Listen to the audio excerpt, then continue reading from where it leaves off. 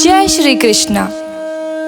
हम तो द्वापर युग के बारे में जानते ही हैं। जब कृष्ण छोटे थे तो उन्होंने कई लीलाएं रची थी।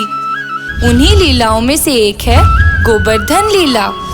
कृष्ण ने क्यों शुरू की गोवर्धन पर्वत की पूजा, आइए जानते हैं। उस समय गोकुल में हर साल इंद्र देवता के लिए एक बड़ा यज्ञ किया जाता था। गोकुल के लोग सोचते थे कि यदि वे इंद्रदेव को प्रसन्न करेंगे तो वे बारिश करेंगे और खेती अच्छी होगी। उस वर्ष की यज्ञ की तैयारियां शुरू होने लगी। नंद राजा ने मिठाई वाले को बुलाया और बड़े बड़े लड्डू बनवाए। मैंने देवराज इंद्र के लिए बड़े बड़े लड्डू बनाए हैं। उसे खाते ही वे बेहद खुश हो जाएंगे और इस साल खूब बारिश करवाएंगे। ये देखो। लड्डू लड्डू कहाँ है हरी मौसा? ये देखो, मैंने यहीं तो रखे थे, कहाँ गए सब? हे भगवान, अगर लड्डू नहीं मिले तो इंद्रदेव मुझ पे क्रोधित होकर मुझे भस्म कर देंगे और नंदराज को मैं क्या उत्तर दूंगा? हैं? इसी थैली में से लड्डू की महक आ रही है, तो क्या इस थैली ने खा लिए? हैं? ये थैली चल रही है। रुक रुक, कहाँ जाएगी?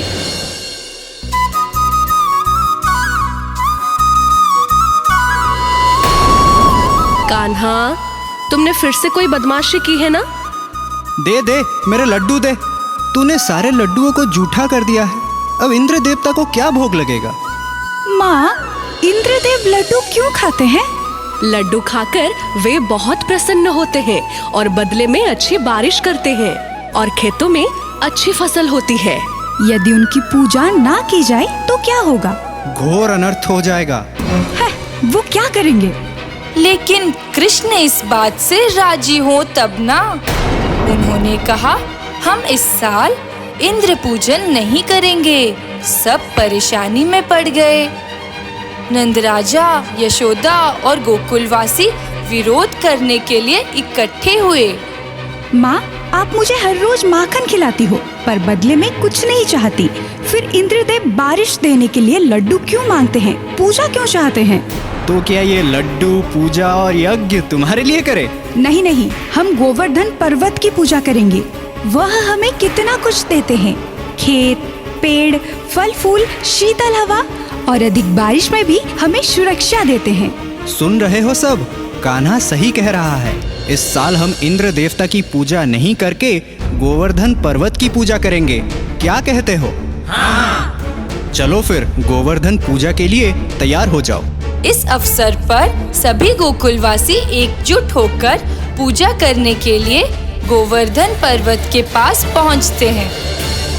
और इधर देवर्षि नारद देवराज इंद्र के पास पहुंचते हैं। नारायण नारायण। बैठिए देवर्षि। देवराज इंद्र, ये मैं क्या देख रहा हूँ? आपका प्रिय लड्डू अब गोवर्धन पर्वत खाएगा। आपकी जगह उसकी पूजा की जाएगी। नारायण नारायण, ये आपका घोर अपमान है। देवर्षि, गोकुल के लोग घोर अन्याय कर रहे हैं। अब उन्हें इसका परिणाम भुगतना पड़ेगा। देवराज इंद्र क्रोध से बेचैन हो गए। जब गोकुल के लोग गोवर्धन पूजा करने के लिए इकट्ठे हुए तब इंद्रदेव बिजली से प्रहार करने लगे। अब गोकुल वासियों को पता चल जाएगा कि देवराज इंद्र की अवज्ञा का परिणाम क्या होता है। नारायण नारायण। कान्हा, ऐसे एक एक करके हम सबको बचा नहीं पाएंगे, कुछ करो। कृष्ण, देखो तुमने हमारे साथ क्या किया। इंद्र की पूजा करने से मना किया। अब अपने गोवर्धन पर्वत से कहो हमें बचाएं। हाँ, तुम सही कह रहे हो। बस पहाड़ से प्रार्थना करो, वो हमें बचा लेंगे। हाँ, चलो प्रार्थना करें। हे विशाल गोवर्धन पर्वत, हमें अपनी शरण में रखिए। यह कहकर कृष्ण ने गोवर्धन पर्वत को अपनी करनी अंगुली में उठा लिया और गोकुल के लोगों से उस पहाड़ के नीचे आने को कहा। ये क्या चमत्कार है? इतने छोटे से बच्चे ने इतने बड़े पर्वत को उठा लिया।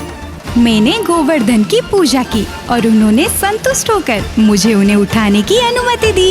इसी बीच इंद्रदेव बिजली गिराते रहे, चोरों की बारिश होती है, लेकिन गोकुलवासी निर्भय होकर गोवर्धन पर्वत के नीचे आश्रय लेते हैं। इस प्रकार 7 दिन और 7 रातें बीत गई। इंद्र का वज्र भी गोकुलवासियों का कुछ ना कर सका।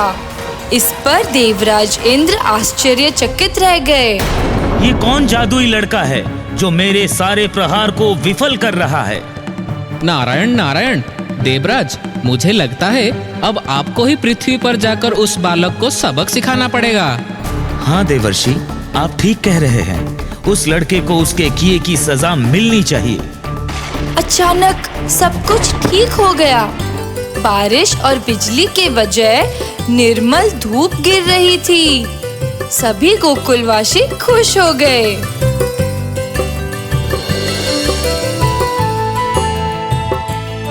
अब सब ठीक है, चलो घर लौट चलें। मायावी बालक, अब तुम मेरे प्रहारों से नहीं बचोगे। इतना कहकर इंद्र ने वज्र मारा। वह वज्र कृष्ण के गले में हार बन के लटक गया और आकाश से उसकी वर्षा होने लगी। तुम कौन हो? सच बताओ, तुम्हारी पहचान क्या है? देखोगे मैं कौन हूँ? उसी समय कृष्ण ने नारायण का रूप धारण किया।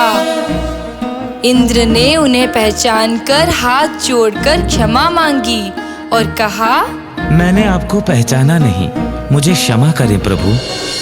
मैं तुम्हें क्षमा करता हूँ देवराज, पर याद रखो कि पूजा की प्रतीक्षा करने की बजाय पृथ्वी के निवासियों को पानी देना तुम्हारा कर्तव्य है। मेरे घमंड ने मुझे अंधा कर दिया था, ये भूल आगे से नहीं होगी।